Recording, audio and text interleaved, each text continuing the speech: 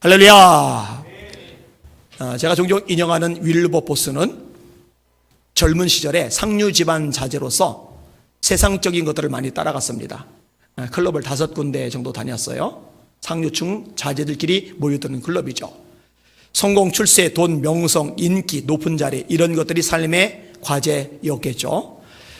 그러다가 이 젊은 형제가 예수님을 만나요.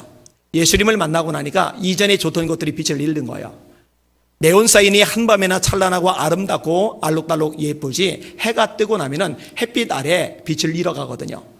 영광의 주님의 빛을 바라보고 나니까 이전에 좋던 모든 것들, 세상의 모든 것들이 아무런 매력도 느껴지지 않는 거예요. 바울 사도도 동일한 고백을 합니다. 그러나 내게 유익하던 것을 다 해로 여길 뿐더러 또한 모든 것을 해로 여기면 내 주 그리스도 예수를 아는 지식이 가장 고상하기 때문이다. 내가 그를 위하여 모든 것을 잃어버리고 배설물로 여기면 그리스도를 얻고 그 안에서 발견되려 함이니 내가 가진 의는 율법으로 말미암은 것이 아니요 오직 믿음으로 말미암은 것이니 그 믿음으로 하나님께로부터 난 의라. 로마의 시민권을 가졌어요. 바리새인 집안 사람이에요. 가말리엘 밑에서 배웠어요. 최고의 학력 소지자라는 얘기죠. 권력자인 제사장의 신임이 두터워요. 히랍 철학에 능통합니다. 거기다가네요, 그 당시에 영어나 마찬가지인 히라보에 능통합니다. 자, 이렇게 모든 것을 갖춘 최고의 스펙을 가진 사도 바울이 고백을 하는 거예요. 예수님하고 비교하니까 배설물이다. 이거 예수님을 제대로 만나면은요, 누구나 비슷한 고백을 하게 됩니다. 저 역시도 예수님을 제대로 만나고 나니까요, 예수님과 비교하면은요, 나란히 놓을 수 있는 것들이 없어요. 어떻게 감히 예수님하고 나란히 놓을 수가 있습니까? 불가능하죠. 있을 수가 없는 일이거든요. 이 윌버포스도 마찬가지인 거예요. 예수님을 만나고 나니까 예수님이 삶의 모든 것이 되시는 거예요. 그러니까 이전에 어울려 다니던 클럽들 다 끊어버려요. 말씀을 읽기 시작을 해요. 묵상하는 거죠. 그리고 기도하는 시간을 가지기 시작을 해요. 하나님의 말씀을 잘 듣기 시작을 해요. 그러면서 꿈을 가지게 되는데 그 꿈이 뭐냐? 하나님께서 기뻐하지 않는 것이 영국 땅에 있는데 이것을 없애야지 하는 꿈을 가지게 된 거예요. 그 꿈이 어떤 꿈이었느냐? 노예 제도를 폐지하는 거였어요. 그 당시 전 세계 노예 매매의 절반 이상을 영국이 거래를 했어요. 그러니까 국가적으로 막대한 수익을 거둬들이는 거예요. 한 70cm에서 75cm 되는 철망에다가 사람들을 구겨놔요. 제 몸의 절반도 안 되는 데다가 구겨놓는 거예요. 제 몸의 절반인가요? 절반 안 되는 거예요. 그러니 사람이 얼마나 깝깝하겠어요? 게다가 아프리카에서 뛰어놀던 사람들을 철망에 집어넣고 배를 타고 여행을 하니 그 큰 배를 타본 적이 없고 그 장거리 배 여행을 해본 적이 없는 그들이 얼마나 멀미를 많이 하겠어요. 그러니까 병이 나요. 병이 나면은 상품 가치가 없다고 바다에 그냥 던져버려요. 그리고 해변에 도착을 하면은요, 돈 주는 대로 가족 단위가 아니라 하나씩 따로따로 파는 거예요. 뭐 돈 더 주고서 가족 통째로 산다 그러면 통째로도 주겠지만 이 가족들이 생이별을 하는 거예요. 하나님의 말씀에 의하면 이건 죄악이거든요. 천하보다 귀한 영혼들을 사고 파는 거, 이거는 끔찍한 죄거든요. 이것을 없애려고 싸우기 시작을 하는 거예요. 근데 생각을 해봐요. 한 사람이 국가 전체를 대상으로 싸움을 벌인다. 그게 되겠어요? 그게 가능하냐고요. 자, 이분이 일단 국회의원이 되었어요. 국회의원이 되어도 마찬가지예요. 여러분, 다수의 국회의원들은 이 노예 제도를 찬성한단 말이에요. 다수의 국민들은 국가를 부귀하게 만드는 노예 제도를 찬성한단 말이에요. 이 노예 제도 때문에 수익을 얻는 언론들은 이 노예 제도를 찬성한단 말이에요. 근데 일개 국회의원 한 명이 혼자 싸우기에는 너무 벅찬 싸움 아니겠어요? 그런데 하나님을 바라보는 거예요. 하나님을 붙잡는 거예요. 그래서 선한 싸움을 꾸준히 싸워나가는 거예요. 협박을 받아요. 언론 통해 공격을 받아요. 수많은 위기를 겪어요. 살해 위협을 당해요. 그럼에도 불구하고 하나님을 바라보고 싸우는데 결국은 승리를 거둡니다. 영국 의회에서 노예 제도를 정식으로 폐지를 해요. 싸움을 시작했는데 이길 수 없는 싸움 같았는데 하나님이 이기게 하신 겁니다. 할렐루야. 우리 하나님이 역사하시면 가능한 거죠. 오늘 설교 제목입니다. 이렇게 설교 제목을 잡았어요. 하나님은 결국 최후의 승리를 주신다. 하나님은 결국 최후의 승리를 주신다. 오늘 본문의 배경을 설명을 할게요. 이스라엘 백성들이 죄를 범해요. 죄를 범하니까 하나님이 돕질 않으셔요. 하나님이 돕질 않으시니까 미디안이 대군을 거느리고 와서 이스라엘을 점령을 해버립니다. 그 다음부터 탈취를 해가는데 이게 보통 고통스러운 게 아니에요. 제가 읽어드릴게요. 사사기 6장 1절입니다. 이스라엘 자손이 또 여호와의 목전에 악을 행하였으므로 여호와께서 7년 동안 그들을 미디안의 손에 넘겨주시니 미디안의 손이 이스라엘을 이긴지라. 이스라엘 자손이 미디안으로 말미암아 산에서 웅덩이와 굴과 산성을 자기들 위하여 만들었으며 이스라엘이 파종한 때면 미디안과 아말렉과 동방 사람들이 치러 올라와서 쥐를 치고 가사에 이르도록 토지 소산을 멸하여 이스라엘 가운데 먹을 것을 남겨두지 아니하며 양이나 소나 나귀도 남기지 아니하니 이는 그들의 짐승과 장막을 가지고 올라와 메뚜기 떼같이 많이 올라오니 그 사람과 낙타가 무수함이라. 그들이 그 땅에 들어와 멸하리 하니 이스라엘이 미디안으로 말미암아 궁핍함이 심한지라. 이에 이스라엘 자손이 여호와께 부르짖었더라. 자, 이때 하나님이 세우시는 사람이 기드온이에요. 근데 이 기드온은요, 성격적인 면에서 굉장히 소심한 사람이에요. 그래서 하나님이 기드온을 부를 무렵에 기드온이 넓은 밀 타작마당을 내버려두고 밀을 뺏길까 봐 두려워서 좁은 포도주 틀에 숨어서 밀을 타작을 합니다. 이거 얼마나 간이 콩할 만한 사람입니까? 하나님이 집안의 우상들을 제거하라고 말씀하시니까 낮에 그 일을 못해요. 왜? 미디안의 대군과 싸워야 될 사람이 동네 아저씨들이 무서운 거예요. 동네 아저씨들조차 무서워하는 소심한 인간이 무슨 수로 적 대군과 싸워 이긴단 말입니까? 그러니까 동네 아저씨들이 무서워서 한밤에 몰래 우상을 불살라 버린 거예요. 그러니까 동네 사람들이 몰려들 게 뻔하니까 주랭랑을 치고 콧배기도 안 비치는 거예요. 아버지 요아스가 대신 동네 사람들을 상대합니다. 이런 사람이 무슨 큰일을 하겠어요. 게다가 하나님이 기도를 부르실 때 기도는 이렇게 말합니다. 하나님, 저는요 므낫세 지파 중에 가장 작은 집안 사람이고요, 그 가장 작은 집안 사람 중에 가장 작은 사람입니다. 내가 무엇을 가지고 이스라엘을 구원합니까? 별 볼 일 없어요. 가진 것도 없어요. 제가 정말 좋아하는 말씀이 고린도전서 1장 27절 말씀이에요. 하나님은 가진 것 많다고 쓰시는 게 아니에요. 스펙이 있다고 쓰시는 게 아니에요. 세상적인 부귀 영화를 누리고 있다고 쓰시는 게 아니에요. 집안, 명문가 집안이라고 쓰시는 게 아니에요. 고린도서 1장 27절입니다. 그러나 하나님께서 세상에 미련한 것들을 대가사 지혜로운 자들을 부끄럽게 하시고 세상에 약한 것들을 대가사 강한 것들을 부끄럽게 하시며 세상에 전한 것들과 멸시받은 것들과 없는 것들을 대가사 있는 것들을 배하려 하시라니 이는 아무 육체도 하나님 앞에서 자랑하지 못하게 하려 하심이니라. 기도하니 초라한데 이런 초라한 사람을 통해서 엄청난 일을 이루시겠다는 하나님의 의지가 담겨져 있는 거거든요.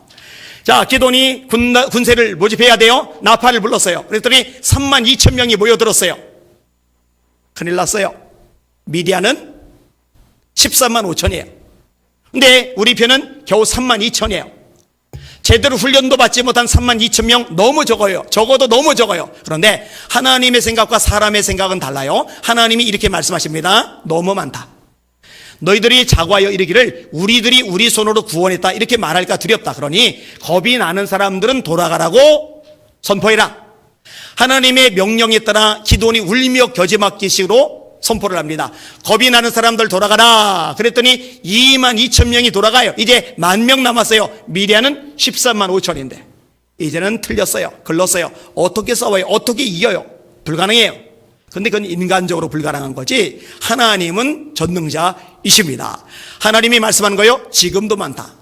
물가로 데려가서 물을 마시게 하는데 손으로 떠서 좌우를 살피면서 먹는 사람과 그냥 얼굴 받고 먹는 사람을 구분하게 하셔요. 그래서 손으로 떠서 먹는 사람은 남기고 나머지를 돌아가게 하시는데 이 돌아간 사람이 9,700명이에요.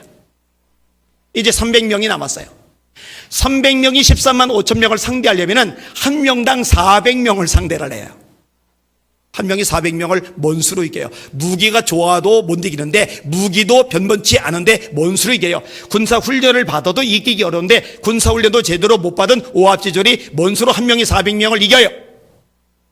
무기는 뭐냐? 항아리, 횃불, 나팔이에요. 나팔. 근데 참 놀라운 거는요, 이 기드온도 그렇고요, 이 300용사도 그렇고요, 하나님이 미디안 진영을 향해 나가라고 말씀하시니까 가요. 그런 사자 아가리 속에 들어가는 거예요. 죽으러 가는 거예요. 하나님의 지시에 따라 편안하게 잠에 골아 떨어지는 미디안 진영 13만 5천 명이 얼마나 넓게 있겠어요. 이렇게 서만 있어도 13만 5천 명이면 어마어마하거든요. 장충체육관 사람들이 앉으면 6천 명, 7천 명 들어가잖아요.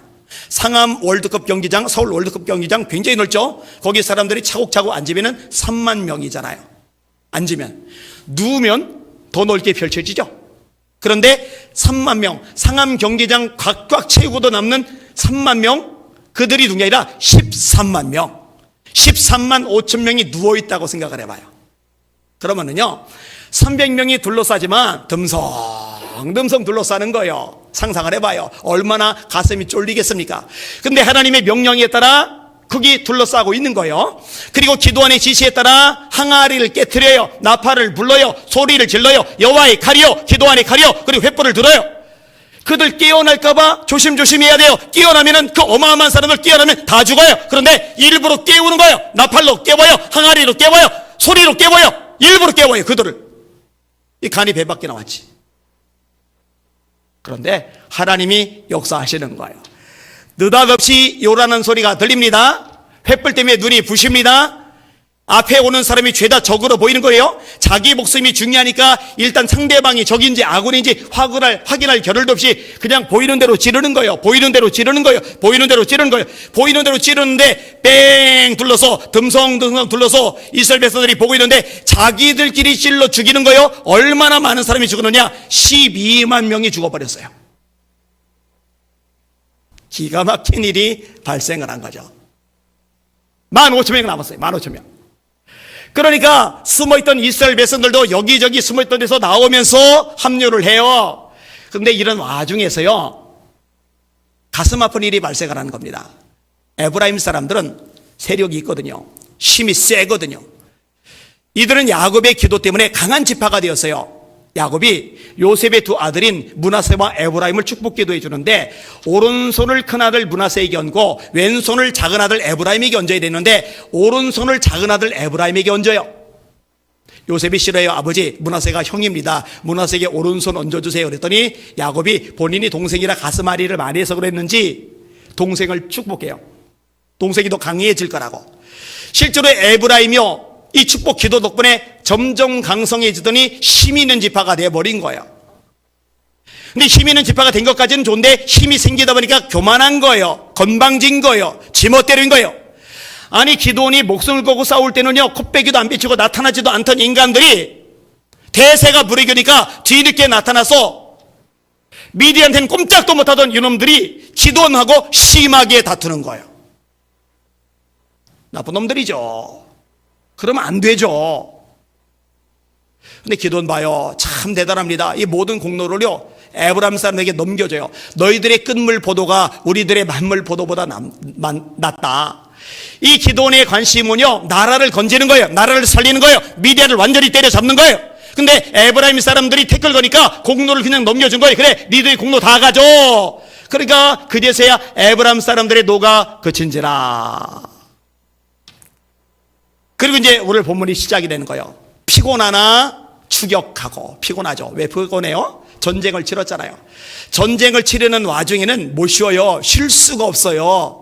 언제 어떻게 될지 모르기 때문에 마시기도 어렵고 먹기도 어려워요. 그러니까 일단 영양 보충이 안 되니까, 에너지 공급이 안 되니까 피곤해요. 그리고 왜 피곤해요? 그렇게 열심히 공을 들여 목숨 걸고 자기 전조제를 쏟아서 싸웠는데, 그래서 나라를 건졌는데, 나라 건진 대가가 박수가 아니라, 영광이 아니라, 칭찬이 아니라, 먹을 게 아니라, 마실 게 아니라 공격이에요. 공격.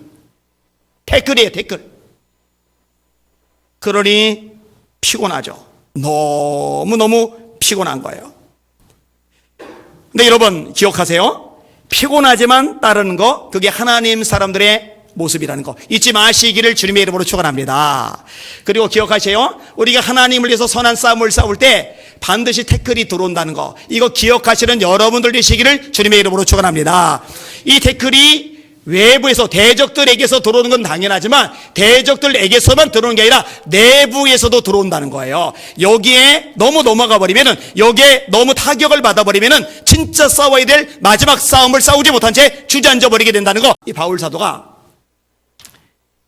안디옥 교회에서 떠나요. 그리고 이제 복음을 전하러 여기저기 돌아다닙니다. 그러다가 이고니온이라는 지역에 도착을 했어요.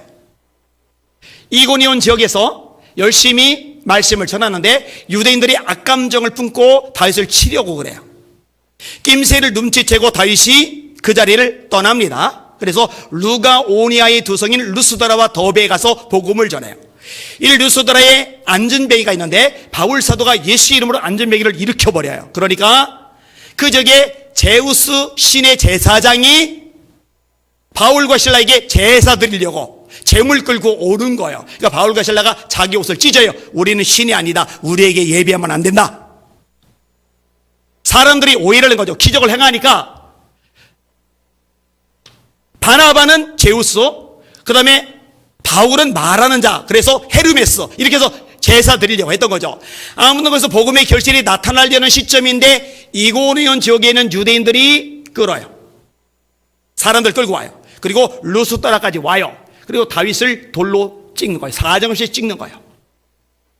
얼마나 아프겠어요. 얼마나 힘들겠어요. 피투성이 되죠.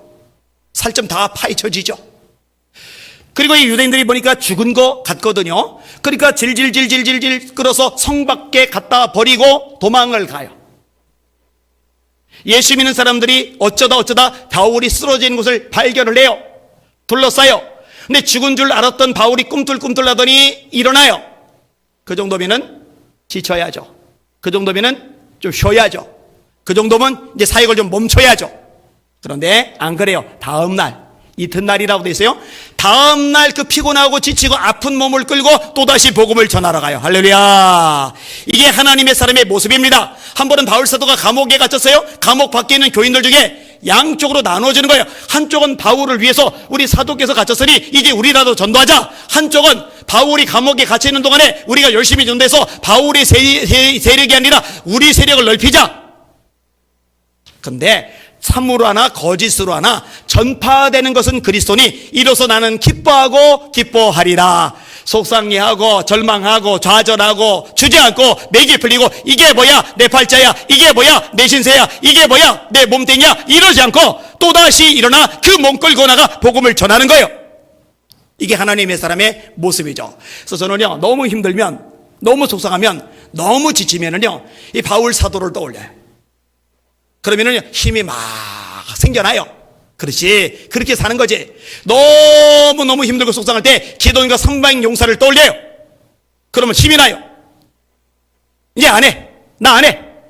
내가 목숨 걸고 싸워서 나를 건졌더니 돌아온 대가가 비난이야? 돌아온 대가가 공격이야? 돌아온 대가가 다툼이야? 돌아온 대가가 손가락질이야? 나 안 해.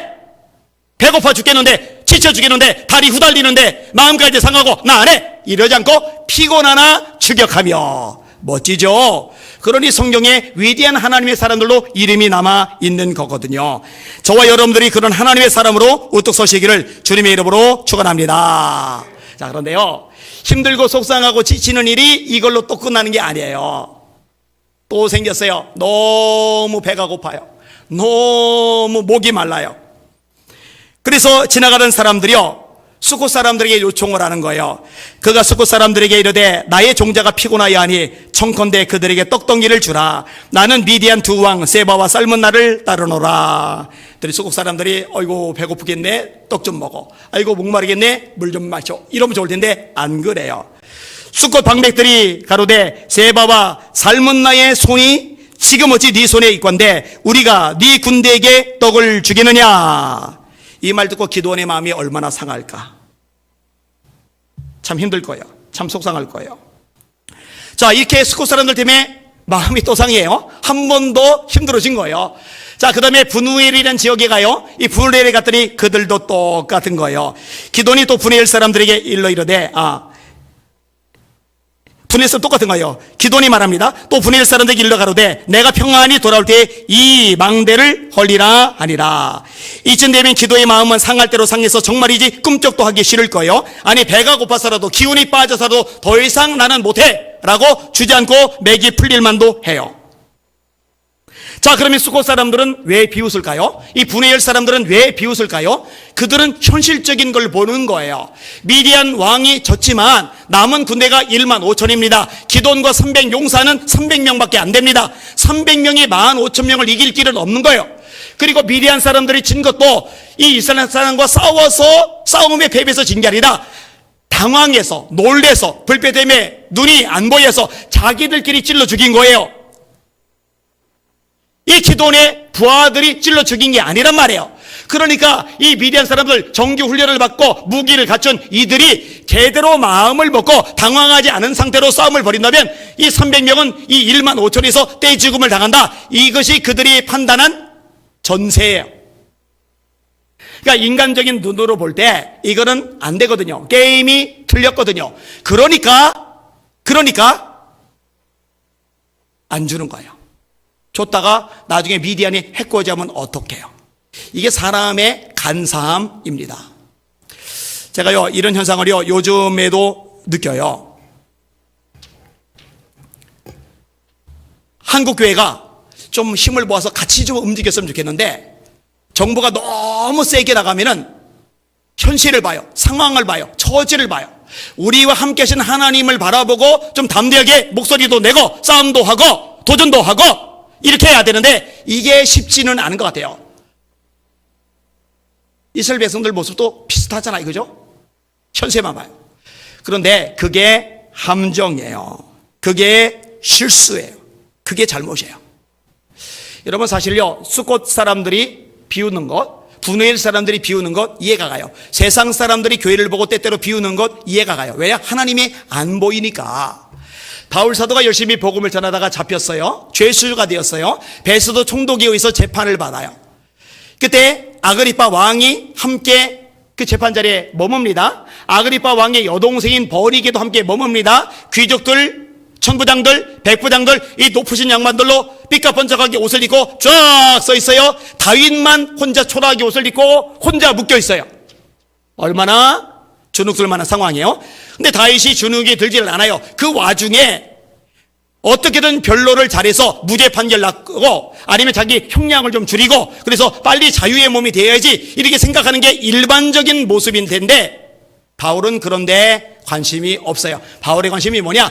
자기 앞에 있는 베스도 총독도 아그리파 왕도 버니게도 귀족들도 천부장들도 백부장들도 예수 믿어야 되는데 어떻게 하면 저들에게 복음을 전할까? 어떻게 하면 저들도 구원받아 하나님의 아들과 딸이 될까? 전부 다 관심이 거기에 가 있는 거예요. 그래서 자기 변명하는 시간에 이렇게 얘기를 합니다. 제가 개역 개정으로 보통 읽는데 이 부분을 표준세 번역으로 읽어드릴게요. 사실은 저도 한때 나사렛 예수의 이름을 반대하는 데에 할 수 있는 온갖 일을 다 해야 한다고 생각하였습니다. 그래서 저는 그런 일을 예루살렘에서 하였습니다. 저는 대제사장들에게 고난을 받아가지고 많은 성도를 옥에 가두었고 그들이 죽임을 당할 때 그 일에 찬동하였습니다. 그리고 회당마다 찾아가서 여러 번 그들을 형벌하면서 강제로 신앙을 부인하게 하려고 하였습니다. 그들이 낸 분노가 극도에 이르러서 저는 심지어 외국 여러 도시에까지 박해손을 뻗쳤습니다. 한 번은 제가 이런 일로 대제사장들에게서 고난과 위임을 받아서 다마스쿠스로 가고 있었습니다. 다메섹. 저는 길을 가다가 한낮에 하늘로부터 해보다 더 눈부신 빛이 저와 제 일행을 둘러 비치는 것을 보았습니다. 저희는 모두 땅에 엎어졌습니다. 그때 히브리 말로 저에게 사울아 사울아 너는 어찌하여 나를 핍박하느냐? 가시도 친 채찍을 발길로 차면 너만 아플 뿐이다 하고 말하는 소리를 들었습니다. 그래서 제가 주님 누구십니까? 하고 물었더니 주께서 나는 네가 핍박하는 예수다. 자 일어나서 발을 딛고 서라. 내가 네게 나타난 목적은 너를 일꾼으로 삼아서 네가 나를 본 것과 내가 장차 너에게 보여줄 일을 밝힐 증인이 되게 하려는 것이라. 나는 이 백성과 이방 사람들 가운데서 너를 건져내어 이방 사람들에게 보내서 그들의 눈을 열어주고 그들이 어둠에서 빛으로 사탄의 세력에서 하나님께로 돌아오게 하고 또 그들이 죄사함을 받아서 나를 믿는 믿음으로 거룩하게 된 사람들 가운데 들게 하려는 것이다 하고 말씀하셨습니다. 그러므로 아그리파 왕 전하 저는 하늘로부터 받은 환상을 거역하지 않고 먼저 다마스쿠스와 예루살렘에 있는 사람들에게 다음으로 온 유다 지방 사람들에게 나가서는 이방 사람들에게 회개하고 하나님께로 돌아와서 회개에 합당한 일을 하라고 전하였습니다. 이런 일들 때문에 유다 사람들이 성전에서 저를 붙잡아서 죽이려고 하였습니다. 그러나 제가 이날까지 하나님의 도우심을 받아서 낮은 사람에게나 높은 사람에게나 이렇게 서서 증언하고 있는데 예언자들과 모세가 장차 그렇게 되리라고 한 것밖에는 말한 것이 없습니다. 그게 뭐냐? 그것은 곧 그리스도는 고난을 당하셔야 한다는 것과 그가 죽은 사람 가운데서 가장 먼저 부활하신 분이 되셔서 이스라엘 백성과 이방 사람들에게 빛을 선포하시려는 것이었습니다. 예수님의 죽음, 예수님의 부활, 그걸 또다시 전하는 거예요. 이거 세상 사람들 이해 못합니다. 왜냐? 처지가 초라하거든요. 죄수 신벌이거든요. 손이 묶여있거든요. 그런 주제에 뭔 저런 소리를 나불나불 내. 그 어떻게 이해가 돼요? 총독이 재판을 하다 말고 소리를 질러요. 바울아, 너 미쳤다. 바울아, 너 미쳤다. 네 많은 학문이 너를 미치게 한다. 그런데 기가 안 죽어요? 여전히 당당해요? 내가 미친 것이 아닙니다. 이렇게 결박된 것 외에는 당신들도 다 나와 같이 되기를 원합니다. 할렐루야. 이렇게 결박된 것 외에는 당신들도 다 나와 같이 되기를 원합니다. 그러니까 하나님이 보이지 않는 세상 사람들 눈에는 초라하고 한심하고 그래서 비웃을 수밖에 없는 거예요. 그런데 하나님이 보이는 사람 입장에서 보면 초라한 게 아니고 한심한 게 아니고 영광스러운 거거든요. 멋진 거거든요. 기가 막힌 거거든요. 아름다운 거거든요. 여기는 여러분들의 눈에는 하나님의 손길이 보일 수 있기를 주님의 이름으로 축원합니다. 그게 보여야 합니다.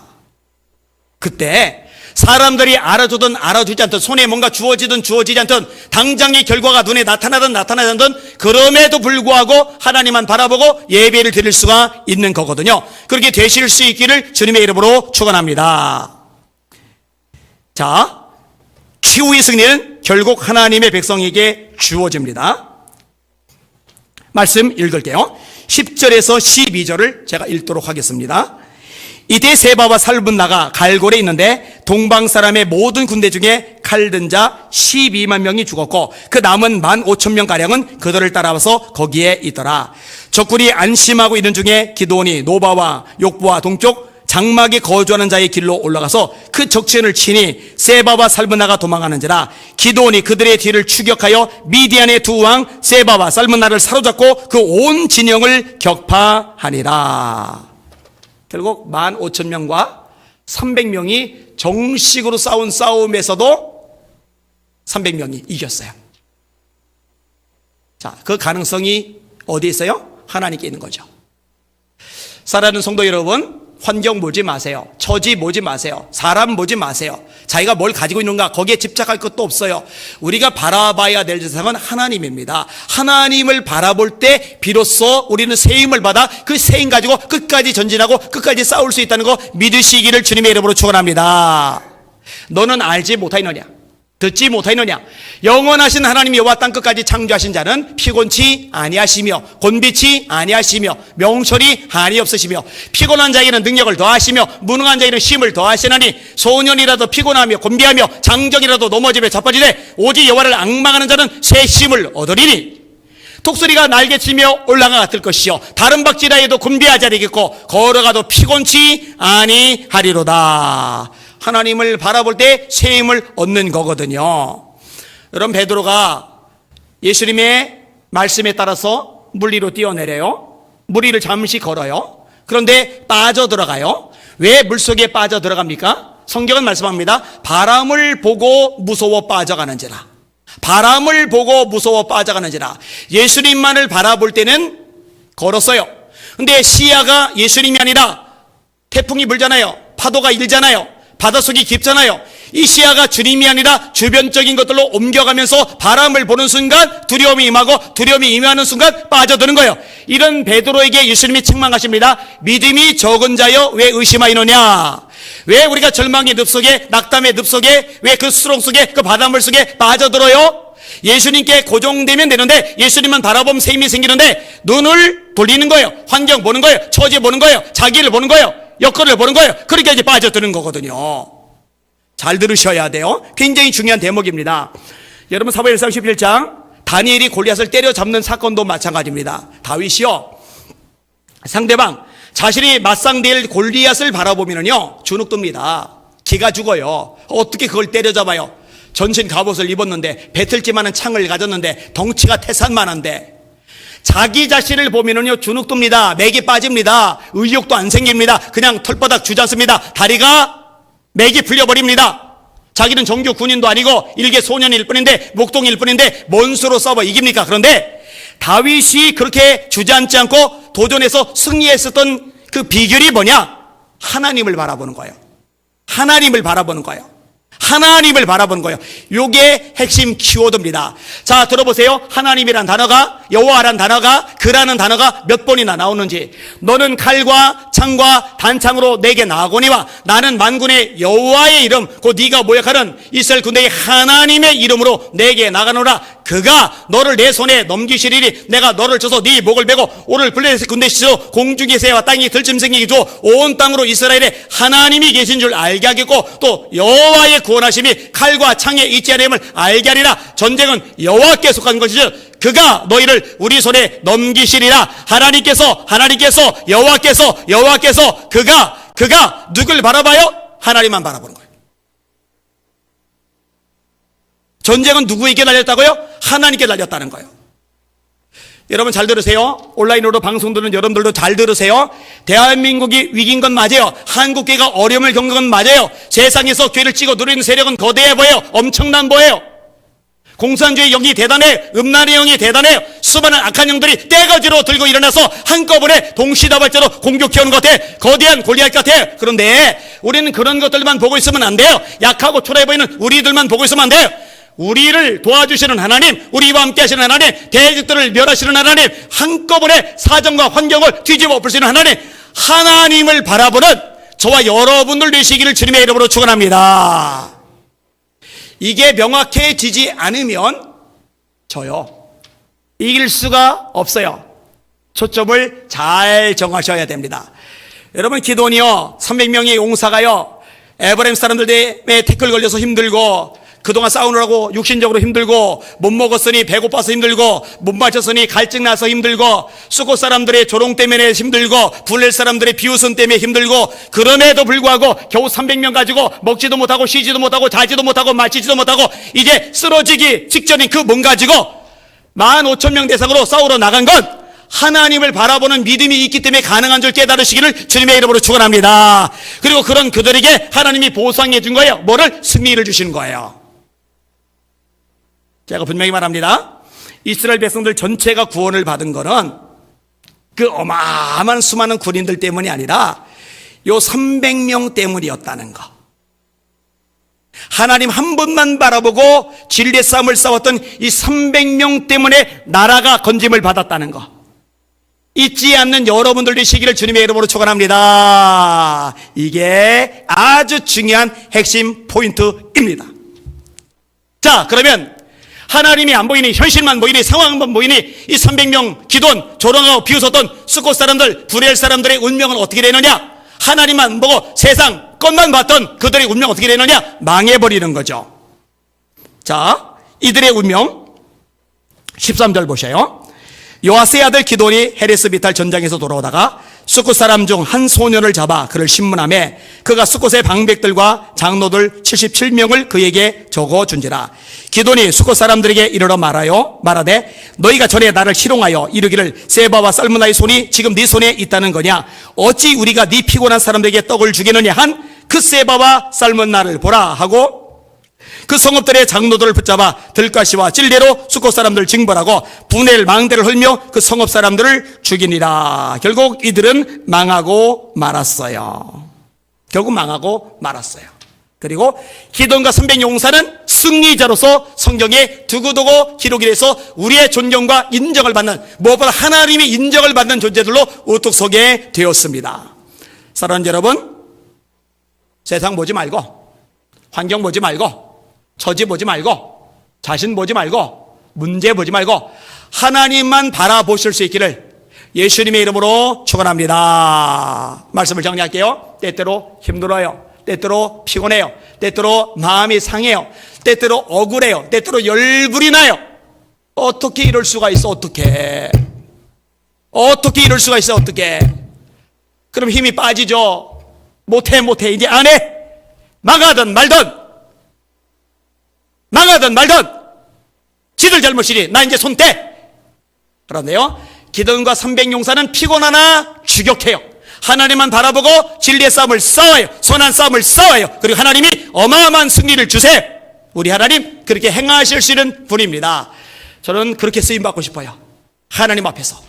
이 방송을 듣는 여러분들도 그렇게 하나님의 쓰임받는 멋진 주님의 일꾼들 되시기를 예수님의 이름으로 축원합니다.